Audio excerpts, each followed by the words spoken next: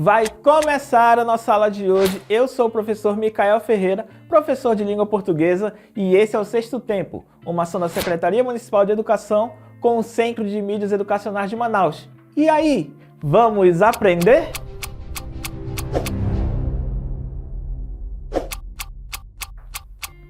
Pois bem, chegando para mais uma aula. Hoje a gente vai aprender uma habilidade super importante, que é toda baseada em quê? Em verbos. Mas antes, deixa eu te fazer uma pergunta. Aí na sala, vocês estão no sexto tempo, acompanhando essa aula. Estão todos comportados?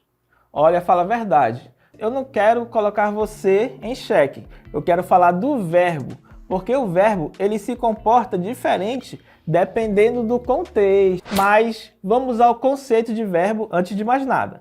Verbo é a palavra que indica ação, estado ou fenômeno da natureza. Aí a gente vai precisar identificar os verbos no texto hoje e ver o efeito de sentido, o que ele traz de mensagem nos textos. Tá preparado? Vamos para o primeiro exemplo, que é a Ponte Verde Conectada. Aí na Ponte Verde Conectada, nesse notebook totalmente excelente, temos um título: Governo anunciou medidas para conter enchentes. Primeiro de tudo, a gente precisa identificar o verbo nessa frase. Qual é a palavra que está indicando ação nessa frase, nesse título? Anunciou. Anunciar, isso é uma ação. Eu estou anunciando. Isso é um movimento, isso é uma ação, certo? Então, essa é a palavra que indica o verbo, uma ação. A gente pode já ver algumas situações nele. Por exemplo, em que tempo ele está? Ele está no presente? Está no passado? Está no futuro? É uma ação que está acontecendo? Ela já aconteceu? Ela vai acontecer? Anunciou indica que já aconteceu. Então é o verbo no pretérito. Nesse novo exemplo temos: proteja sua casa.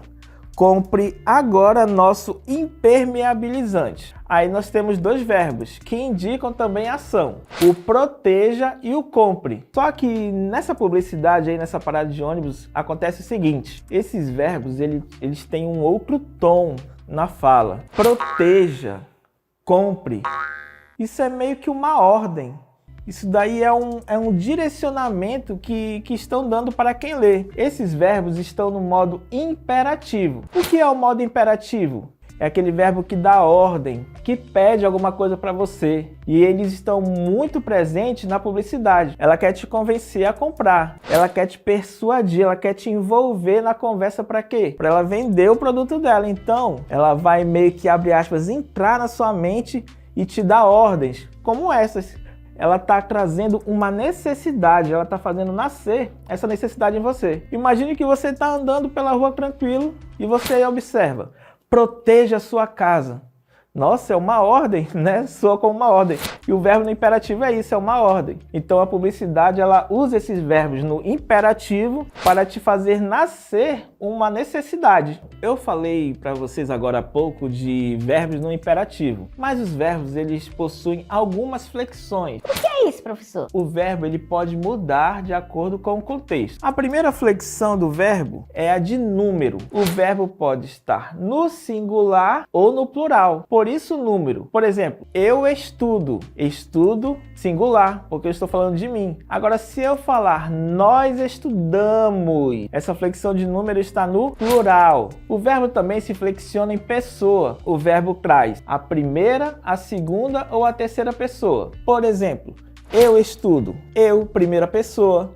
Nós estudamos, primeira pessoa. O eu, primeira pessoa do singular, e o nós, primeira pessoa do plural. Agora, se eu falar tu estudas ou você estuda, aí já é a segunda pessoa. E se eu falar eles estudam, aí já é a terceira pessoa. Viu como o verbo ele se adequa a quem está falando? Também tem outra flexão, que é o tempo. O tempo do verbo pode vir no presente, no pretérito ou no futuro. Eu estudarei é uma ação que vai acontecer, futuro.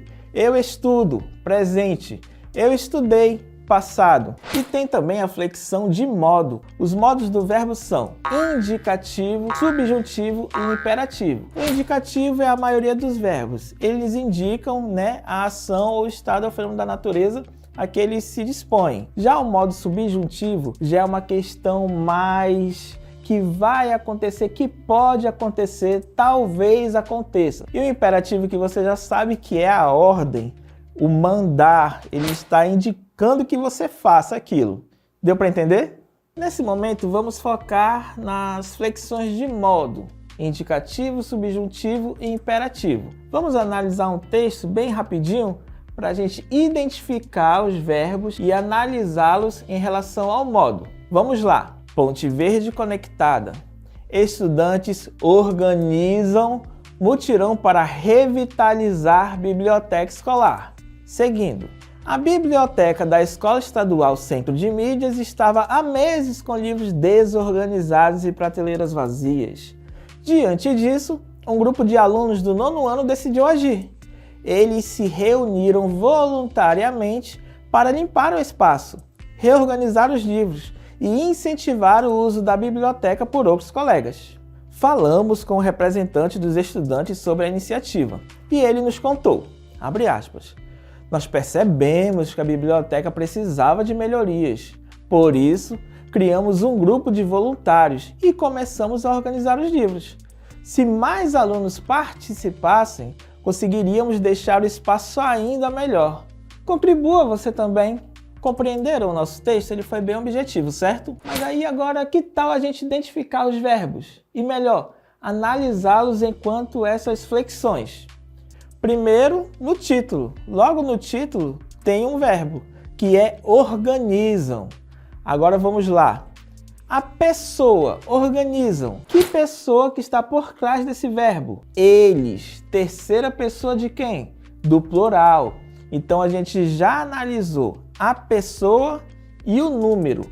Agora, qual é o tempo desse verbo? Organizam. Esse mutirão, gente, já aconteceu. A gente leu o texto todo, ele já aconteceu. Os alunos deixaram a biblioteca brilhando. Então, pretérito. E que modo que está? Não está mandando e nem está deixando uma dúvida no ar. Então só pode ser indicativo. Viram como é fácil? Vamos analisar outros. Estava. Estava, não estar mais e nem estará. Esse verbo está no passado. Em que modo? Indicativo. Em que pessoa?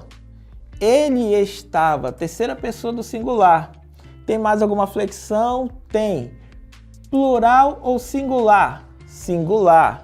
Então, viram como é fácil analisar as flexões? Vamos para o outro. Decidiu.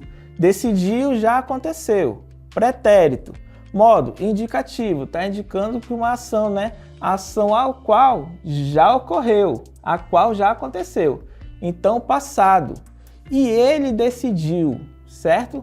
Então, se refere a grupo, é a terceira pessoa do singular. Então, viu como é fácil identificar os verbos em um texto e analisar essas flexões? Sabia que o verbo no imperativo está muito mais comum na sua vida do que você imagina? Por exemplo, na internet, onde as pessoas nos stories, nas postagens, elas falam assim: corre para ver meus stories, divulga lá, curte, compartilha. Tudo isso são ordens. Essas pessoas estão pedindo para você fazer alguma coisa. E quando o verbo é pedindo, ordenando, direcionando você a fazer alguma coisa, isso é verbo no imperativo. Lembra que no início da aula eu te falei que o verbo ele se comporta dependendo do contexto? Nem só as flexões falam pelo verbo. Por exemplo, a cidade dorme sob o medo dos apagões. O verbo aí é dorme, na ação de dormir. Mas se a gente analisar bem, a cidade dorme. A cidade não é um ser que precisa dormir. Na verdade, a cidade não é nem um ser, é um aglomerado de lugares e de pessoas. Então, se ela é um lugar, como é que ela dorme? Esse verbo aí traz um efeito de sentido baseado numa figura de linguagem, que são simbolismos. A gente fala uma coisa, mas dizendo outra. No caso aí, a figura de linguagem é a personificação ou prosopopeia. É um atributo humano a algo que não tem vida. Por exemplo, a cidade dorme. Quem dorme sou eu, ser humano, você, ser humano, são pessoas que dormem. Então, se a cidade dorme, isso daí é uma linguagem figurada, isso daí é uma personificação. De novo, é algo humano a quem não tem vida. Perceberam que o verbo também tem essa força, digamos, esse significado? Legal, né? Além das flexões, além de todo o conceito que envolve verbo e além do efeito de sentido que eu acabei de te falar, a escolha do verbo também traz uma mensagem. Não só o que o verbo significa, mas o que ele apresenta enquanto mensagem. Mas como assim, professor? Isso está confuso. Eu vou te trazer um exemplo muito claro para isso. Nas propagandas, nas publicidades, você lembra que a intenção é convencer, né? É vender um produto e você comprar o produto. Então, para isso, eles desenvolvem técnicas, estratégias para te convencer a comprar alguma coisa. Uma dessas estratégias é a utilização do verbo. O verbo tem esse poder de chamar, de convencer, de te persuadir. Vou trazer uma frase que você vai poder observar isso junto comigo. A seguinte frase é: especialistas afirmam que o número de leitores aumentou. Quando eu ouço que especialistas afirmam, isso me traz uma sensação de certeza, de segurança. Então, esse é o efeito que o verbo vai trazer. E isso não é por acaso, isso não é aleatório. Esse verbo afirmar, ele já tem essa ideia dentro da nossa cabeça. Então, a utilização dele já é para trazer essa sensação para a gente, de credibilidade, de segurança. Então, se especialistas afirmam, tá tudo bem. Perceberam a intenção? Nesse anúncio também de pré-vestibular, tem verbos interessantes como: você vai conquistar sua vaga se começar a estudar. Conquistar traz um prazer, assim, você tem uma sensação assim de, nossa, merecimento, eu quero conquistar, eu quero algo. Conquistar traz essa sensação boa pra gente. E ele utiliza esse verbo para isso. Todo mundo busca suas conquistas, né? Conquistar os seus objetivos. E se ele está trazendo esse verbo, já é para te convencer, né, de alguma situação. Perceberam também como a escolha do verbo faz todo sentido numa frase? Perceberam que o verbo ele comporta todas essas situações? Mas eu queria fazer um contraponto. Diferente da publicidade, que é bem clara, onde ela quer que você compre, que você adquira, os textos jornalísticos eles precisam ter a imparcialidade. O que é isso? É noticiar simplesmente, sem te convencer a pensar de um lado, sem abordar o outro lado somente. Precisa ser uma questão multilateral. Precisa trazer todas as versões, todos os pensamentos. A publicidade, ela é muito clara, faça isso. Mas os textos jornalísticos, eles precisam conter verbos mais neutros, que não personalizem a sua fala. Deu para compreender? Agora, que tal acompanhar nossa dica É Mais Show?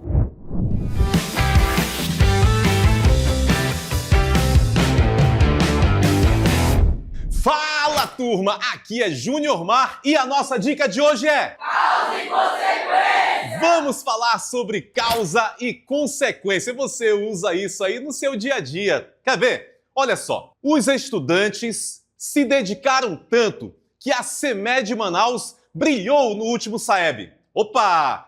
Vou repetir. Os estudantes se dedicaram tanto que a CEMED Manaus brilhou no último SAEB. Espera aí. Por que é que Manaus brilhou no último SAEB? Porque eles se esforçaram, eles se dedicaram. E olha só, essa então foi a causa.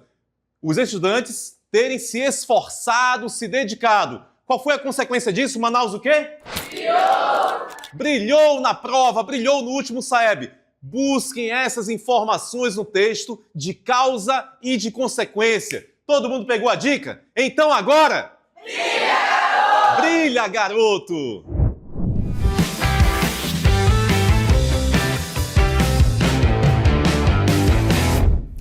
Então, depois de analisar todo o contexto do verbo, suas flexões, seus efeitos de sentido, os modos, as suas escolhas, chegou a hora de vamos exercitar!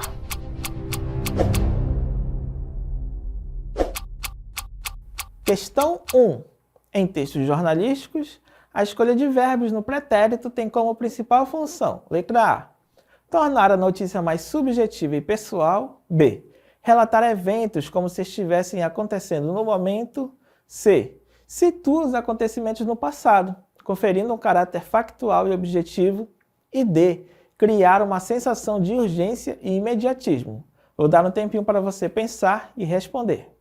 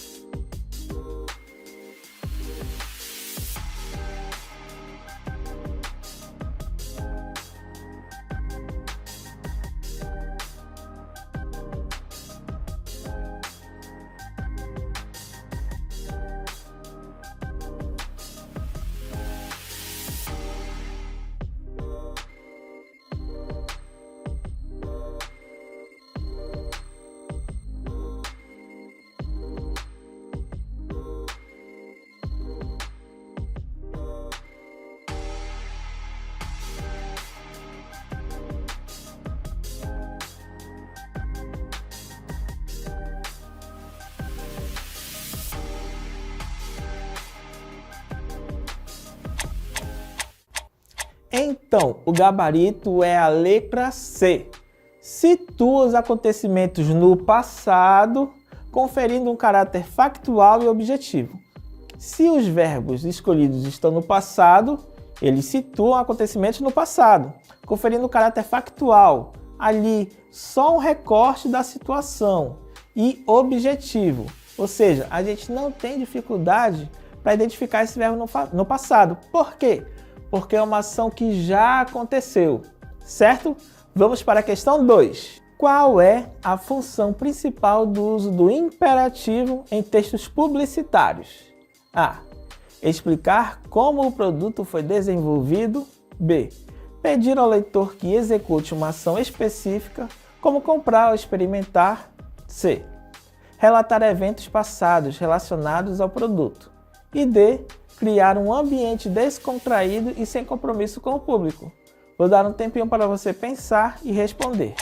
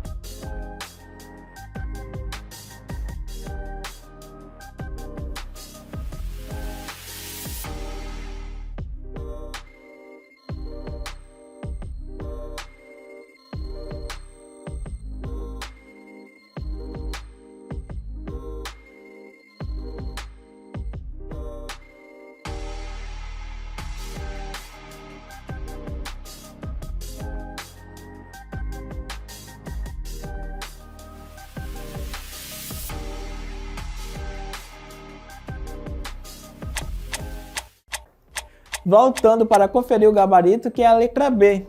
Pedir ao leitor que execute uma ação específica, como comprar ou experimentar. Então, textos publicitários, né? Querem te convencer a comprar. Isso ficou bem claro durante a aula, certo?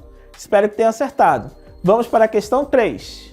Em um texto jornalístico, qual é o efeito da imparcialidade na escolha de fontes e linguagem? A. Torna a narrativa mais interessante e envolvente para o público. B. Garante que os leitores recebam informações equilibradas, sem favorecimento a uma opinião ou grupo. C. Foca em uma visão particular sobre o tema, sem necessidade de fontes externas. E D. Aumenta a subjetividade da reportagem, gerando mais opinião pessoal. Vou dar um tempinho para você pensar e responder.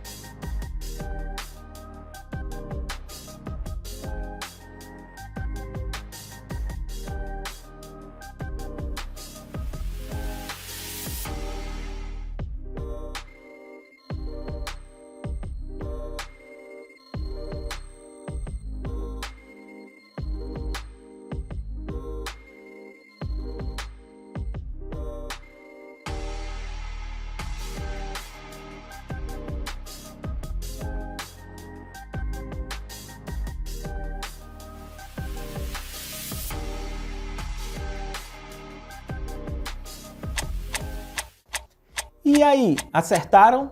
O nosso gabarito é a letra B.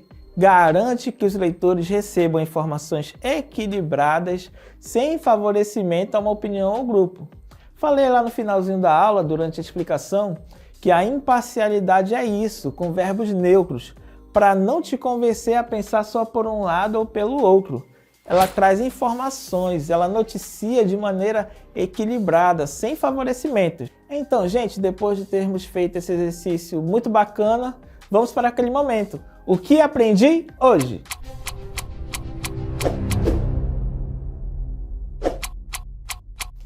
Então, gente, como falei para vocês no início da aula, a habilidade de hoje é toda baseada em quê? Em verbos. Nós vimos o conceito de verbo, nós vimos suas flexões, nós vimos os seus efeitos de sentido e as suas escolhas. Tudo para gerar uma melhor comunicação, certo? Espero que tenham entendido tudo. Até a próxima e tchau, tchau!